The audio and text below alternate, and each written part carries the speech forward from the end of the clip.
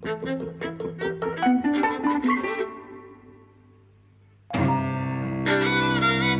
and welcome to Eavesdropping at the Movies. I'm Mike. And I'm Jose. And we've just come back from Isle of Dogs. By Wes Anderson. Wes Anderson, Isle of Dogs, not I Love Dogs. Right. Although one suspects that that's a little joke. It's about... it's stop motion, so it's going back to Fantastic Mr. Fox. Or, that style. Although I haven't seen that. I have. Was it good? It was fantastic. People loved it. No George Clooney in this one, though. And that's not a bad thing, necessarily. No, I'm just saying. It's set in Japan, in a sort of dystopian, kind of near-future type Japan. Not futuristic, but, sort of... It's based on... I think a certain look must be based on Japanese crime movies, Yakuzas and... Well, I think I read that Anderson said he was inspired particularly by Kurosawa. Yes, well, because... he must have been, because the villain, to me, looked a bit like Toshiro Mifune. Right. Though, I haven't read anything on the film, right? Sure. So I just can't be sure, but definitely there's that resemblance. The film starts off with a prologue, which tells you the story of how dogs came to be hated in this part of Japan, called Megasaki City. Yes. Megasaki City. Mayor Kobayashi has banished all the dogs because the dog flu has started to spread around, make all the dogs mangy and stuff, and it might spread to humans, and dogs are all sneezing and stuff. So they go, right, we're going to get all the dogs out of here, we're going to put them on this trash island. Like, literally an island where they dump all their trash. Yeah. And we love cats. I thought the story was that they just hated cats, and actually this whole thing about the flu was just a means of killing them off. Yeah, well, there was like an ancient sort of war or something between dogs and cats, and cats were the victors, and dogs were kind of driven out. And there was a suggestion throughout the film that the dog flu was created by people as an excuse to get rid of the dogs, or a way to get rid of the dogs. Yes, because there was an overpopulation. There's a bit of a conspiracy thing going on underneath it. Because the film starts off with this election between Mayor Kobayashi, who's the incumbent, and this scientist who claims that he's very close to a cure for the dog flu. But he's sort of dismissed and he doesn't win. Yes. So all the dogs are sent to this island. Probably 6 months down the line, I think. This boy flies his own plane over there. He's like 12 years old. He flies a little sort of almost handmade plane over time because he's looking for his dog. And this is the thrust of this film. He just wants to find his dog. He meets up with a load of abandoned dogs. Yes. And they sort of form a pack and go off and try and look for him. So you get the story on the island, and you also get the story back at home of the kid's gone missing. It turns out the kid is the nephew and ward of the mayor. And also this kind of bubbling conspiracy theory story of what's actually going on underneath it, and why didn't the scientist win the election, and why we hate dogs so much, and all this sort of thing. I just think there's more art and, understanding of the human condition and adventure and laughs in this film. Like in 2 minutes of this film, than in all of the Spielberg film that we saw earlier today. All of Ready Player One. Yeah. Pretty much. It's incredibly energetic and beautiful. The music is fantastic and gives the film such a feeling of place and tempo and movement. There are scenes which are just underscored by this dum dum dum dum dum dum with kind of other music on the top, but this beat, it keeps everything moving and it makes things feel tense and involving, and sort of Japanese as well. Yes. And graphically it's a masterpiece. The compositions, the style of art that's used, to convey the story, and the various ways in which it's done. It's really so imaginative, so sometimes there's split screen and sometimes it looks like a comic book, the way of reading, and it uses Japanese art, the way that you read across the figure, right? Almost like a narrative. And sometimes it uses shadow screens, early animated films. Yeah, it uses silhouette and it uses cell animation as well. It's quite interesting where the figures are these stop motion figures, so it's quote unquote real life, real photography. But then you see them being shown on television screens, and on the television screens they're cell animated versions of themselves. Yes, fantastic. Wonderful. Yes. It's just wonderful. And it's so funny, So it has two key haikus, which I forget what they are, but it says something like, in the morning, the springs will flower, and then it says north, south, west. It's like, something Just that to doesn't fill make in the sense. rest of the sentence. Right? So the film is very self-aware, as is true of Wes Anderson, and also just very witty, and it has a generous spirit, right? So, kind of, you get a range of just interesting representations and characterizations, because obviously everyone wants to work with Wes Anderson. So he's got a whole who's who of people doing voices. It's Bryan Cranston. Do you want me to tell you the cast? Yeah. I'll tell you the Americans, because I don't know the Japanese. The Japanese. We should say that the film is that the dogs are voiced in English, and the Japanese characters, the humans that is, are Japanese. They're voiced in Japanese, and then given no subtitles. The film comes up with the title card at the start saying, the only time you'll understand the Japanese people are when someone interprets them. Yeah, when a dog translates. But a dog, on the other hand, all the barks have been translated into English. Yes, exactly. So the English-speaking cast are Bryan Cranston, Edward Norton, Bob Balaban, Bill Murray, Jeff Goldblum, Greta Gerwig, Frances McDormand, Scarlett Johansson, Harvey Keitel, F. Murray Abraham, Yoko Ono's got a cameo, Tilda Swinton, Fisher Stevens, Lee Schreiber, Courtney B. Vance is the narrator, and Frank Wood. It's an amazing It's an unbelievable cast. Yeah. And all such recognisable voices. You feel them, they've got texture. Yeah, and they're very well cast voices. Yeah. And the actors do wonderful things with them. And this thing about like actors flocking to work with Wes Anderson, well, who wouldn't really? Because he gives them things to work with.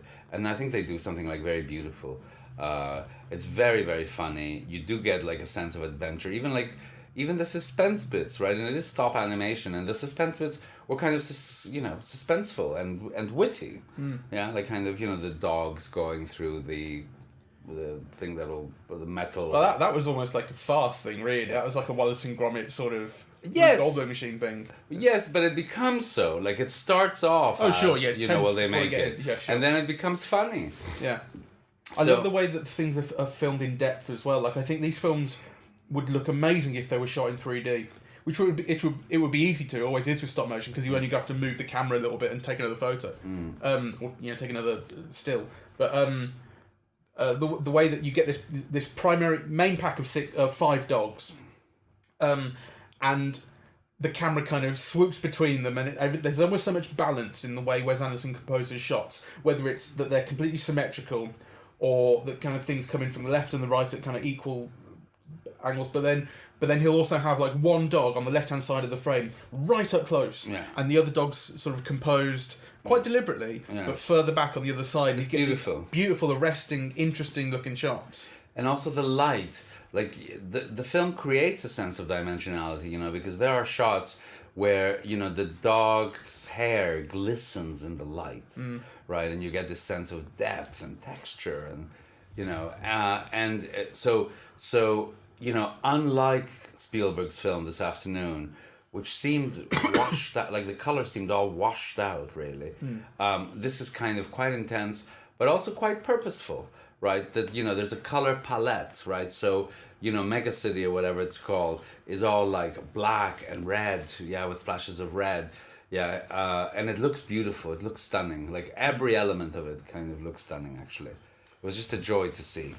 Do you think there's something uncomfortable in the idea that the English-speaking roles, the dogs,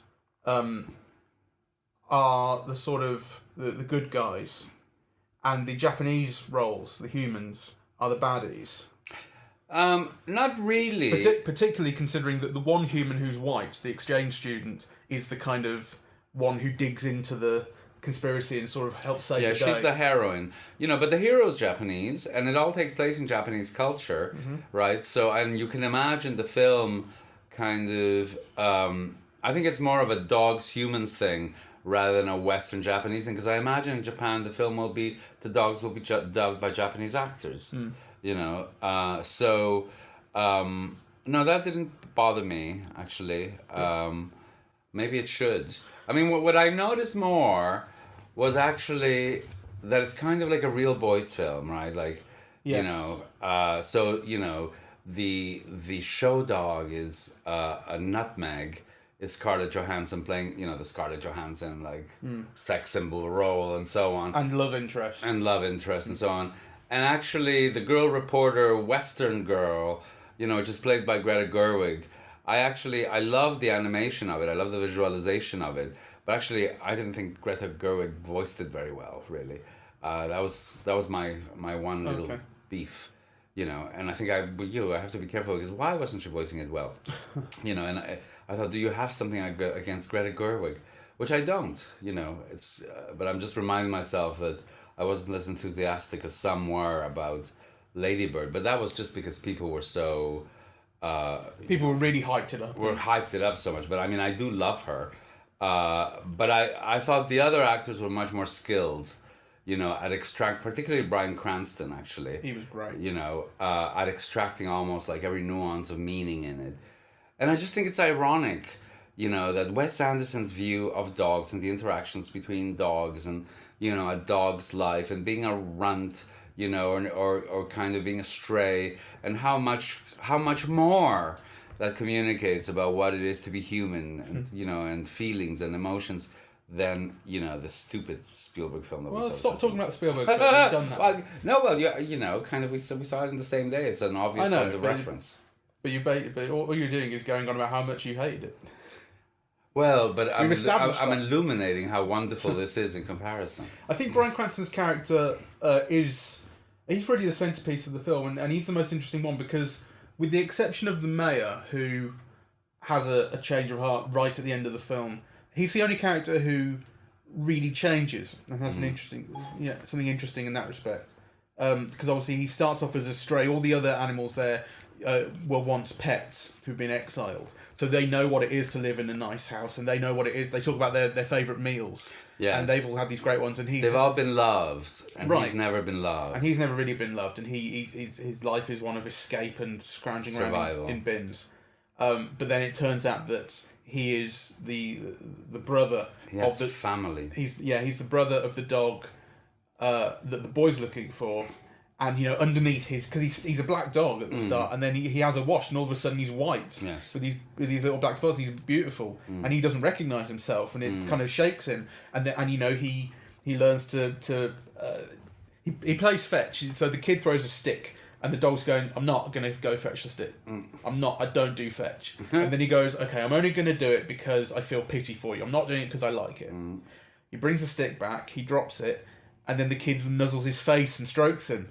And you could just tell something's changing him. That's the only character for which that kind of thing happens. Yes. That makes him the most interesting one. The dog welled up, and I felt you welling up next to me. I didn't quite, but I liked it. I think Bryan Cranston, it plays it so brilliantly. His voice performance is pretty stunning, actually. Where you really feel his alienation and his kind of abandonment issues at the start, or his kind of loneliness.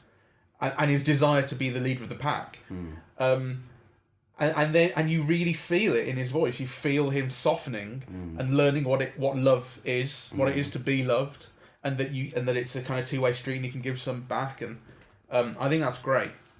I really, really love that. Yes. I just loved it visually. Like, I just think it's a kind of masterpiece. It's kind of an example of how imaginative these animated films can be. I mean, there was that scene with the dog where it was like a flashback or a dream sequence, but there were all those bottles, right?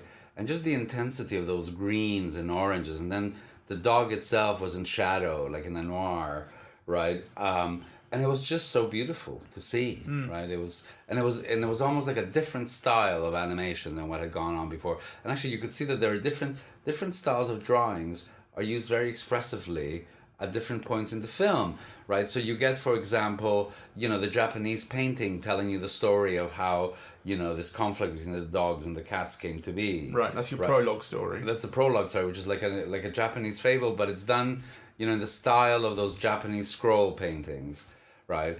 And then you have, the scenes that are set in the lab, and they're, really graphic and sharp and... Right, and then you have the scenes with the uncle, which have a real kind of, triumph of the will aspect to them, right? in terms of composition. It's just very beautiful. Yeah, I'm very careful. And Yes. I think that's why I really appreciate. Like, you can tell the work. Sort of. There's no, I mean, Wes Anderson's the last person in the world who used shaky cam. And obviously shaky cam in a stop motion film as well is just not going to happen. You can Yes. put the camera down and shoot. But do you think there's a political or social statement in that about? I'm thinking particularly about the kind of the vilification of a certain type. So in this film, it's dogs, but in real life, it could be like Immigrants. Of course, there's no immigrants question. or benefit cheats, and their vilification and their use as a political tool to maintain power. We see at one Yes. point the mayor wins an election with 98.6% of the vote. He also poisons his enemy Yes. and kills him. I think there's no doubt that there's meant to be a commentary on contemporary life, and on totalitarianism and on rigging elections and on using minorities as scapegoats. So I think that is all there, as background, really. I think the main thrust of the film is about inclusion and acceptance and love, and loyalty. Those are all kind of there. But the thing that amazes me about this film is that, it's done with such a light touch. Yeah. It's almost like irreverent, right? So, it'll tell you flashback starts and then flashback ends, right? And it's just kind of, very witty. It doesn't take itself too seriously, and it wants you to follow the story, and it allows you to do so, So I loved all of that. The fact that, it was kind of, slightly irreverent. I hesitate to say quirky, but... Well, that's the word that's associated with Wes Anderson, isn't it? Quirky. It is. But I think it's kind of really associated with his imitators. Remember we talked about Paddington 2 a while back, because I was talking about, particularly in the second half of that film, how a lot of the composition and the kind of style of humour seemed very, very similar to Wes Anderson. Not copying him and not drawing him, but, just similar. And actually very successful in Paddington 2. Yes. But when I first started trying to watch Wes Anderson films, I had a really bad time with them. I watched The Royal Tenenbaums particularly. This was 10 or 15 years ago. And I had a really bad time with it. And it's only in recent times, so basically only the Grand Budapest Hotel and this that I've really, really enjoyed. Oh, I did like The Life Aquatic with Steve Zissou. Yes. I quite like that. I quite like that. But I think it's... I did find him affected and quirky in the worst way. Like kind of too knowing about his own style sort of thing. But as I grow with him, or as I watch films that kind of imitate his style or take off from his style and don't do it as well, I kind of see that there's a bit of an X factor with him. Maybe like a Woody Allen or something. Like, he has his style, and he's the only one who does it that well. I mean, I remember seeing it. I went to see it, the Royal Tenenbaums, with my colleague Victor Perkins when the film came out, and we talked about it afterwards, and kind of we were both very intrigued because, like, I wouldn't have, I couldn't say that I liked it, but I was fascinated by. I didn't know how to approach it. Yeah, it was one of those films that kind of that startled you in the sense you didn't know quite how to inhabit. It felt that it was like a really original voice, right? And that it was doing interesting things. And that, kind of some of them were funny. I wasn't sure that I was in tune with that sensibility. But you felt very much that it was like, kind of a new sensibility. It was something that you almost had no experience with how to connect with. I think there's a kind of acquired taste aspect to it, which is not to say that it's bad, but you have to learn how to watch his films, I think, or maybe learn how to inhabit them. Maybe he's also learned how to communicate better because that might be Grand Budapest Hotel, didn't pose any of those problems to lots of people, whereas the Royal Tenenbaums, like I liked it, but it was a bit kind of dislocating. Yeah? I think animation really suits him as well. It kind of helps you get some sort of distance. But having said that, the Grand Budapest Hotel was fantastic, and that was fantastic. All live action, and it felt really kind of cartoony. Felt stylized like Lubitsch. And lively, yeah. Yeah, so maybe rather I than think maybe he cartoon. has just improved as a filmmaker as well. There's also that possibility. Yeah, you think, you think know. after 20 years you would. You would. And also, to be honest, I'm talking about a memory of the Royal Tenenbaums when it came out in the 90s. So, you know, for all I know, my experience of watching the film again would be a different experience. I'd react to it differently and I wouldn't have found it so strange. I may have been a bit too young for it when I first tried to watch it. Yeah. Yes. So there are those things. Anyway, the point is that, you know, this is fantastic. I hope people go see it. Yeah. Yeah, it's really, really good fun. It maybe lulls a little bit. I mean, I wouldn't say like it could have such and such an amount of time cut out of it, but it does lull a little bit, I think, before it gets into the final third. Well, I didn't feel that. I mean, I was completely with it until the ending, which I just thought, I mean, I liked the ending very much, but I thought it took too long with it. It explained too much, right? I kind of... Yeah. Just how the dogs got back and everything settled down. Yeah, like it took about maybe 5 minutes more than it should to just end. Like, Perhaps. you know, I didn't feel that I needed to know about, you know, the dogs and the puppies and the litter and the, you know. It wants to show you what happened to everybody. You know, do you need to see the uncle in jail and the changes in the law and then, you know, kind of the puppies and the owl and the, like... Well, I just think, you know, it's established... what the world is like and how people are living, and so you just want to take those few seconds to just see everyone in their final position wrapped up, how the story ends.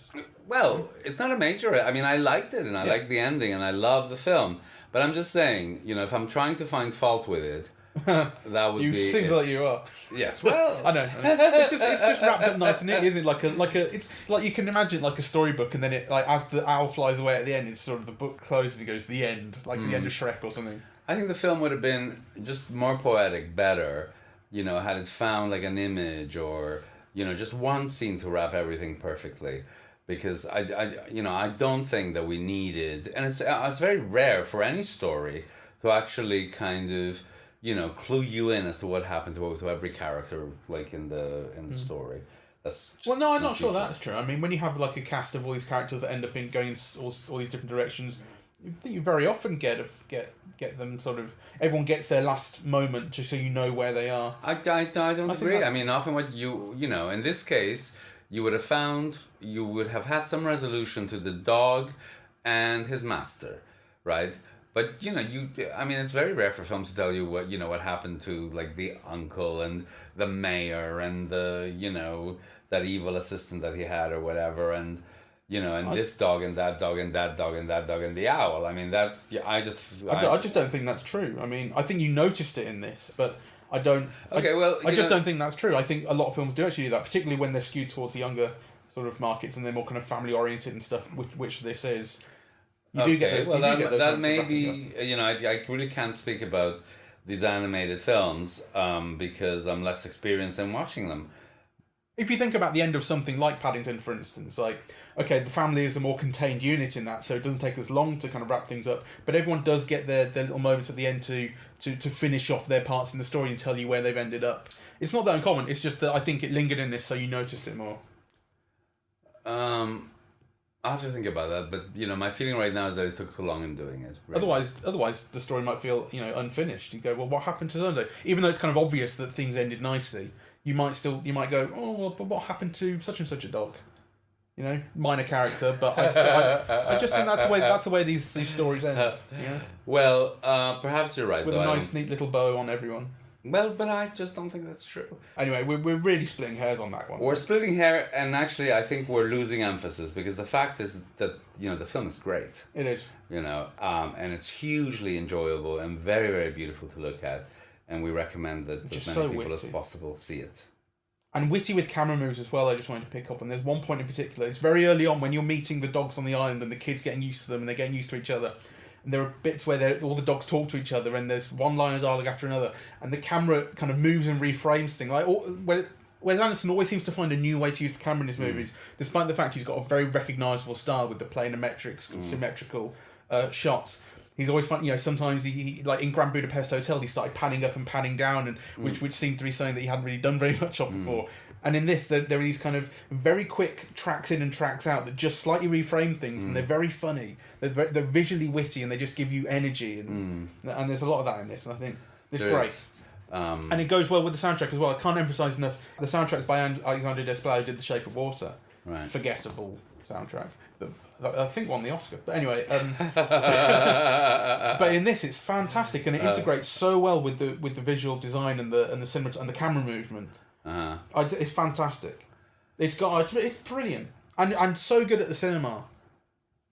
You know, fills your visual field, and it's beautiful. These great landscapes and very, very textured images, like, you know. So I mean, it is a film to see at the cinema. The color has depth. The images have depth. You know, the compositions, which I think are very original. You know, kind of really envelop you. It's very beautiful. It's very beautiful. And that's actually one of the reasons why I think it would be good in 3D, because I watched the Nightmare Before Christmas reissue in 3D. So it was shot in 2D back in whatever it was, 1994, and then it was rejigged into 3D for a cinema release like 20 years later.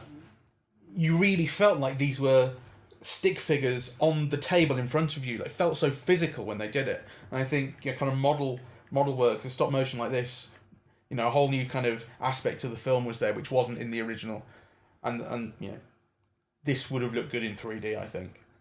Which is actually kind of rare to tell. People are so down on 3D, and very often you feel like, oh, it's just there to make money. They haven't really thought about it. But in this, you know, you really feel, I think. So I see that in the soundtrack there's the Rolling Stones and the Kinks and the Who and the band. So there's and Van Morrison. So actually, there is quite a lot of like 1970s music to it, and I also see that there's quite a lot of Japanese music with particular strands of the Seven Samurai kind of used in the film. So that's interesting to find out. Donovan as well. Yeah, so that kind of quite a lot of that late 60s, early 70s singer-songwriter, slightly folky. Yeah, there is when the dogs are walking. I also like the bit where the kid's on the slide. Yes. Just because he's 12 years old, let him go on a slide, man. Yes. And the dog gets really annoyed with him. Yes, and I love the whole humor of that, and also the kind of the anger and the, you know, like you do get a sense of variegated and complex and multidimensional kind of people in a way that you don't get in the Steven Spielberg film. All right, shall we end it here? Yeah. Yeah. So do go see it. It's really lovely. Yes, you must. Great. All right. Well, thank you very much. We're on Twitter. Yes. We're at Eavesdrop Movies. We're on Facebook, Eavesdropping at the Movies. We've got a website, eavesdroppingatthemovies.com. And we're on iTunes. We're at iTunes and SoundCloud is where you can hear the podcast, which you probably already knew because you're listening to it. Right. There you go. Thank you very much. Bye-bye. Good.